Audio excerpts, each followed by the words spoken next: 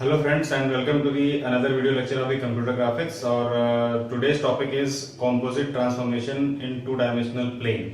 तो जैसा कि composite transformation का जो definition वाइज अगर हम बात करें तो ऐसा है कि अगर multiple kind of transformations are involved to perform a single task then it is called as a composite transformation। जैसे कि अगर मुझे किसी एक टास्क को कंप्लीट करना है, किसी एक मॉडल को डिस्क्राइब करना है, डिजाइन करना है, जिसमें कि ट्रांसलेशन, स्केलिंग, रोटेशन और other kind of transformations are involve, then this kind of transformation is called as a composite transformation.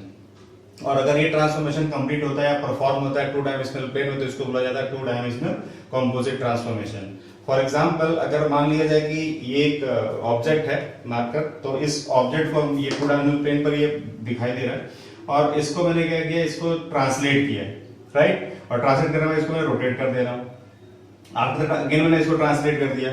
तो ये जो लास्ट ऑप्शन हो, लास्ट पोजीशन होगी, last position is the last या final transformed coordinate of this particular object. तो इसमें क्या हो रहा है, इसमें translation, first time translation, second time rotate हो रहा है और थर्ड टाइम पे फिर से वो रिवर्स ट्रांसलेशन हो रहा है।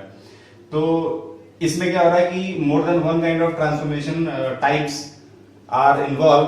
तो इस कैटेगरी को बोला जाता है कंपोजिट ट्रांसफॉर्मेशन, ठीक है।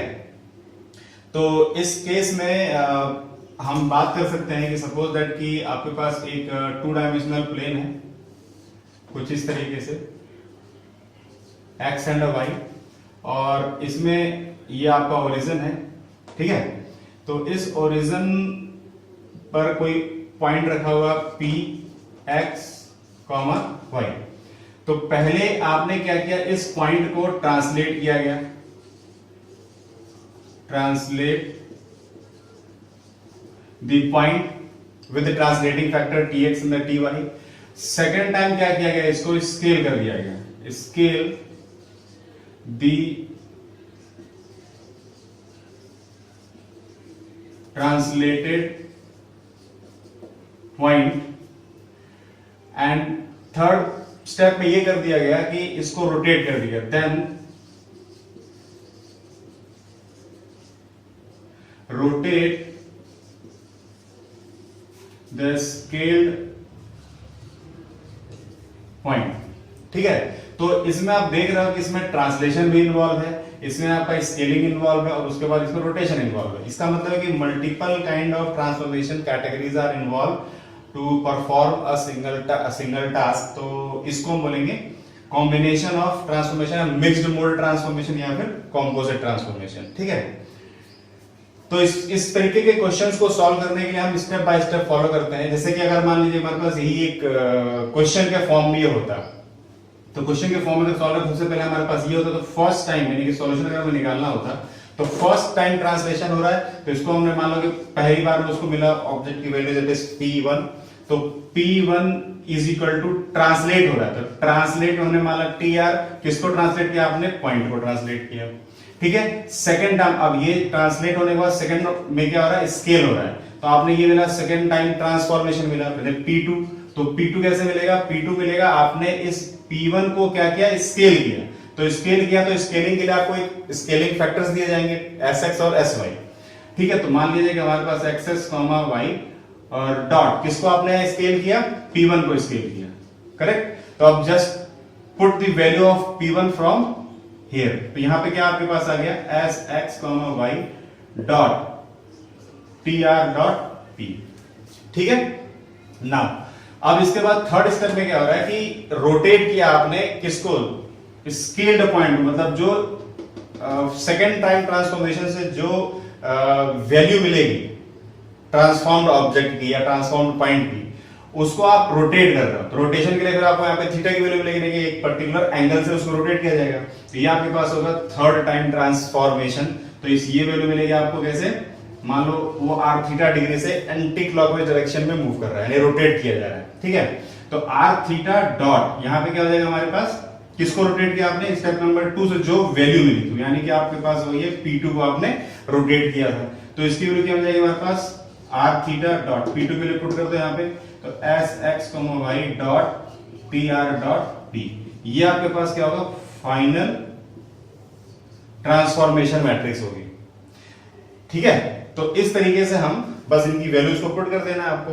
ये आपके पास क्या हो जाएगा, matrix cos theta sin theta 0, sin theta cos theta 0 0 0 and 1। यहाँ क्या आ जाएगा आपके पास, S X 0 0 0, S Y 0 0 0 and 1। यहाँ पे क्या आ जाएगा आपके पास 1 0, T X 0 1, T Y 0 0 and 1, और यहाँ पे आ जाएगा टी। तो बाद में हम इन वैल्यूज को पुट करने के बाद इसको मल्टीप्लाई कर देंगे और हमारे पास एक रिजल्ट आ जाएगा। तो इस तरीके से फिर हम किसी भी न्यूमेरिकल को सॉल्व कर सकते हैं जहां पर एक से ज्यादा ट्रांसफॉर्मेशन टाइप्स आर इन्वॉल्व। ठीक है, अब इसी कॉम्पोजिट ट्रांसफॉर्मेशन में बहुत ही इंपॉर्टेंट क्वेश्चन आता है, वो हम डिस्कस करने जा रहे हैं। तो उसमें एक वर्ड आता है that is scaling about any fixed point, right, scaling about any fixed point. तो अभी तक जो हमने स्केलिंग देखा था वो क्या देखा था, अभी तक हमने स्केलिंग देखा था कि अबाउट ओरिजिन स्केलिंग हो रही है। ठीक है, अब इसको हम स्केल करने जा रहे हैं उसी ऑब्जेक्ट को किसी एक पर्टिकुलर पॉइंट के अबाउट। जैसे कि अगर हम ये पिक्चर देखते हैं, मान लो ये X axis and this is Y axis. अब यहां पे मान लो हमारे पास एक ऑब्जेक्ट है स्क्वायर, राइट। तो इसको हमें अब स्केल करना है, लेकिन अब ओरिजिन के अबाउट स्केल नहीं करना है, किसी एक फिक्स्ड पॉइंट के अबाउट स्केल करना है। मान लो फिक्स्ड पॉइंट आपका कोई एक एच के है। अब वो पॉइंट आपका ऑन द इस ऑब्जेक्ट पर भी हो सकता है या फिर उस ऑब्जेक्ट के बाहर भी हो सकता है। मान लो अगर ये रहा ए बी सी और डी, तो या तो हम इस ऑब्जेक्ट को ए के अबाउट रोटेट करें या किसी और पॉइंट के अबाउट रोटेट करें या फिर उस पॉइंट के अबाउट रोटेट करें जो पॉइंट इस ऑब्जेक्ट पर लाई ही नहीं करता है। मान लो कोई हमारा एक आर्बिट्रेरी पॉइंट है, तो इसको सॉल्व करने के लिए हमारे पास क्या तरीके हो सकते हैं। तो बेसिकली इस टाइप के क्वेश्चन को सॉल्व करने के लिए हमारे पास 3 स्टेप्स होते हैं। पहला स्टेप ये कहता है कि सबसे पहले उस पॉइंट यानी उस आर्बिट्रेरी पॉइंट को आप कहां पे लेके आओ, ओरिजिन पे लेके आओ। ठीक है, उस आर्बिट्रेरी पॉइंट को हम कहां लेके आएंगे, ओरिजिन पर लेके आएंगे। तो पहले आपके पास ये हुआ shift the fixed point two the origin. ठीक है, तो अब जब आप शिफ्ट कर रहे हो तो शिफ्टिंग का मतलब क्या है, और ओरिजिन की तरफ आ रहे हो, मतलब आप नेगेटिव डायरेक्शन में आ रहे हो, रिवर्स डायरेक्शन में आपका ट्रांसलेशन हो रहा है। ठीक है, तो इस केस में हमारे पास जो ट्रांसलेशन होगा वो नेगेटिव होगा। तो आप फर्स्ट टाइम ट्रांसफॉर्मेशन कर रहे हो तो यहां पर आपको मिलेगा P1, suppose that P1 is equal to क्या होगा, T minus R dot P. P क्या आपका ऑब्जेक्ट मैट्रिक्स होगा, T माइनस आर का मतलब होगा कि ये रिवर्स डायरेक्शन में कि ओरिजिन की तरफ ये ट्रांसफॉर्म हो रहा है, सॉरी ट्रांसलेट हो रहा है। ठीक है, तो इस केस में हमारे पास जो ट्रांसलेशन फैक्टर्स होंगे, ट्रांसलेशन फैक्टर्स वही पॉइंट्स होंगे जिस पॉइंट को आप लेकर ओरिजिन की तरफ आए थे। तो अब अगर इस स्टेप के बाद ये जो आपका जब पॉइंट शिफ्ट होगा ओरिजिन की तरफ में, तो उसके कोरेस्पॉन्डिंग जो ऑब्जेक्ट होगा वो भी अपने प्लेस से मूव कर चुका होगा। ठीक है, अब मान लें कि हमारे पास सपोज दैट कि जो पॉइंट है जिसके अबाउट हम ऐसे रोटेट कर, सपोज दैट कि वो पॉइंट हमारा यहां पर था, ये वाला पॉइंट है, मिडिल पॉइंट पी हमारा ये है, राइट। तो इसको हमें ओरिजिन पर लेके आना है, तो ये ऐसे कुछ हो जाएगा।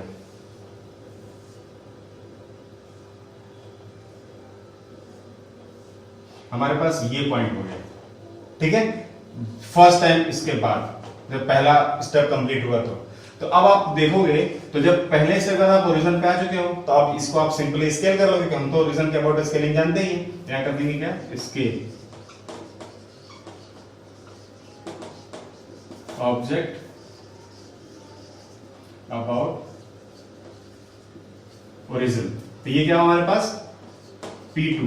किसको स्केल किया आपने, ट्रांसफॉर्म्ड ऑब्जेक्ट को स्केल किया आपने, यानी कि P1 को स्केल किया, तो यहाँ पे स्केल का मान लो एस एक्स वाई डॉट किसको किया आपने P1, तो P1 की वैल्यू उठा के यहां से रख दो, तो ये क्या हुआ आपके पास S X Y dot P minus R dot P। ठीक है, नाउ थर्ड स्टेप, अब आपका काम बन चुका है, जो आपको चाहिए था वो आपको मिल चुका है, तो अब क्या करो आप इसको वापस जिस पॉइंट को आप ओरिजिन पर लेकर आए थे उस पॉइंट को वापस उसकी पुरानी पोजीशन पे लेके चले जाओ। यानी कि इसमें क्या होगा, आप रिवर्स कर रहे हैं, इनवर्स ले रहे हो किसका, फर्स्ट स्टेप का। तो इस केस में क्या हो जाएगा, इसको आपने स्केल कर दिया, स्केल करने के बाद मान लो आपके पास ये ऑब्जेक्ट इस तरीके से हो गया। ठीक है, अब क्या करना है, इस पॉइंट यानी जो फिक्स्ड पॉइंट था उसको उठा के जहां पे था उस जगह पे लेके चले जाएंगे, तो ये कुछ इस तरीके से हो जाएगा, ये हो गया राइट। तो अब इस केस में क्या करेंगे हम, inverse of the first step ये लिखेंगे हम।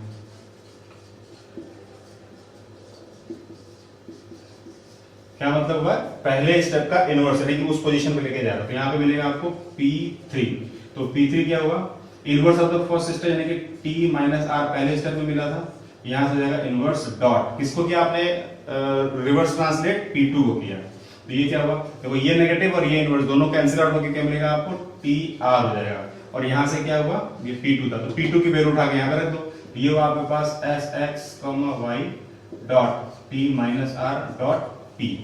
ठीक है, अब इनकी वैल्यूज रख दो आप सीधे सीधे, TR क्या हुआ 1 0, TX 0 1, TY 0 0 एंड 1, यहाँ क्या हुआ आपके पास SX 0 0 0, SY 0 0 0 एंड 1, यहाँ क्या हुआ आपके पास 1 0 minus TX 0 1 minus TY 0 0 and 1, यहाँ क्या हुआ आपके पास P यानी कि ऑब्जेक्ट मैट्रिक्स। ठीक है, अब बात करते हैं कि Tx और Ty की वैल्यू क्या होगी।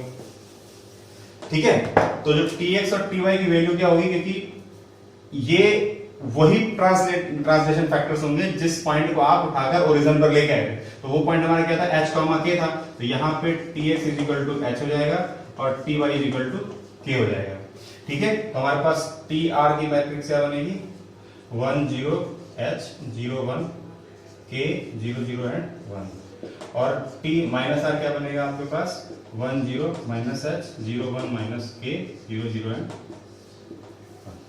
ठीक है, सेम यही प्रोसेस है रोटेशन का, rotation about any arbitrary point. ठीक है, उसको देखते हैं।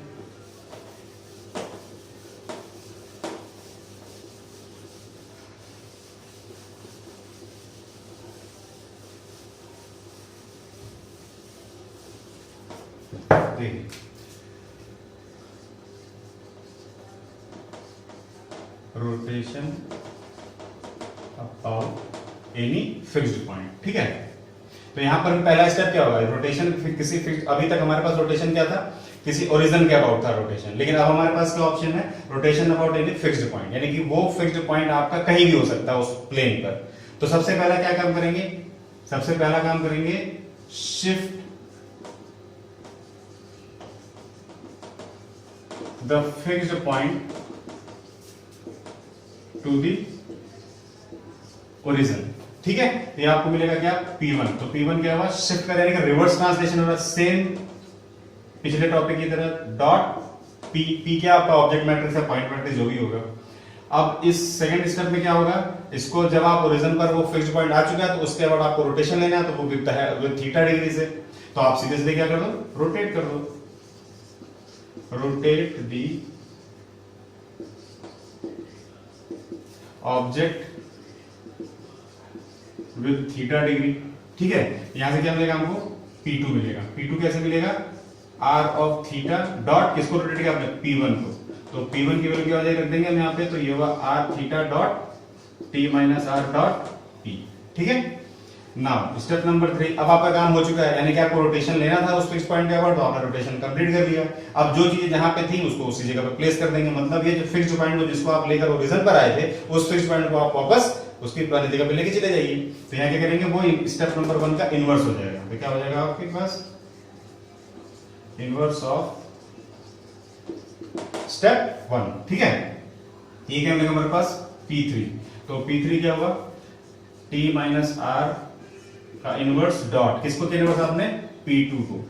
तो P2 की वैल्यू रख दीजिए आप यहाँ पे, तो ये कितना हुआ, ये दोनों कैंसिल आउट हो जाएंगे, तो T R dot R theta dot T minus R dot P. तो ये हमारे पास फाइनल ट्रांसफॉर्मेशन मैट्रिक्स है। So P dash equal to T R dot R theta dot T minus R dot P, and this is our final transformation matrix for rotation about any fixed point. अब यहां पर T R की value क्या होगी, T R is equal to 1 0 T X 0 1 T Y 0 0 and 1। तो T x और T Y क्या होगा, टी एक्स और टी वाई वही होगा जिस पॉइंट को आपने ओरिजिन पर लेके आए थे, यानी कि वो फिक्स्ड पॉइंट। और फिक्स्ड पॉइंट कोऑर्डिनेट आपके पास अगर h कॉमा k है तो 1 0 h 0 1 k और 0 0 and 1 fixed point h comma k कर देते हैं। तो t माइनस आर क्या हो जाएगा, हमारे पास जाएगा 1 0 minus T X 0 1 minus T Y 0 0 and 1। ये क्या हो जाएगा हमारे पास 1 0 minus h 0 1 minus k 0 0 and 1। और r थीटा क्या हो जाएगा हमारे पास, अगर तो एंटी क्लॉकवाइज है तो हमारे पास simple cos theta minus sine theta 0 sine theta cos theta 0 0 0 1। और p क्या हमारे पास, ऑब्जेक्ट मैट्रिक्स।